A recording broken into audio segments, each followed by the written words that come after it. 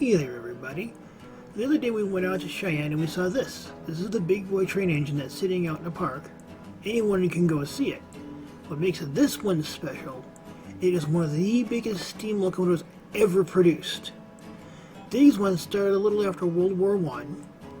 They're called a 4884 design because it's 4 leading wheels, 4 trailing wheels, and 2 sets of 8 drive wheels.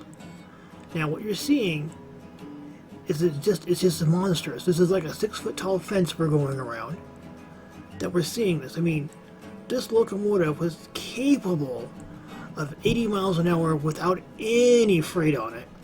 And I mean, when you want to talk about something that's in power output, it had 5,500 to 6,290 horsepower in a steam locomotive. Now, there was 20 of them built. There's 8 of them left. This is one of the 8 left. It's a beautiful thing. It makes you feel so small when you're up there looking at it. Just to, just to put it more perspective, it carried 25,000 gallons of water and 55,000 pounds of coal in the tender in the back. Now, this train used to go from Cheyenne to Ogden through the Wasatch Mountains. It was capable of doing these things because it was so huge and had the power. Not many train engines could do these things, could go there and do it.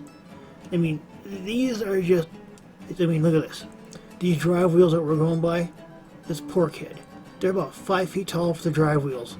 Remember, like I said, that fence is a 6-foot high chain link. And look at this thing. It is just massive. I mean, this one went out of service in 1952. It was built in 1941, and it went miles upon miles. Now there is one someplace in Cheyenne, another one that's still running, that Union Pacific went ahead and rebuilt the whole thing so that you could ride it on a train. Now imagine that we're talking something about going about 41 miles an hour with probably a little bit of helper to get through the Wasatch Mountains. Not really, it was one of the harder runs. And the other thing about these is they had to make sure the bridges were built big enough. When you were going around the corners, they weren't too steep. I mean, look at this. Here was, 25, my bad.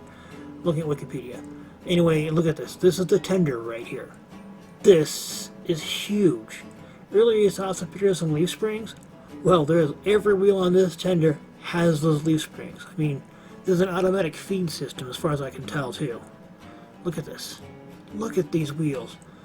Those leaf springs run every single wheel because it's got to hold up so much weight.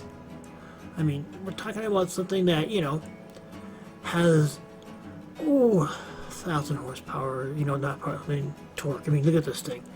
Imagine seeing this thing running down the tracks. God. That would have been what a sight that would have been. Thanks for listening, and have yourself a great day, and I hope you learned a little something today about this wonderful, wonderful, gigantic machine called the Big Boy by the Union Pacific Railroad.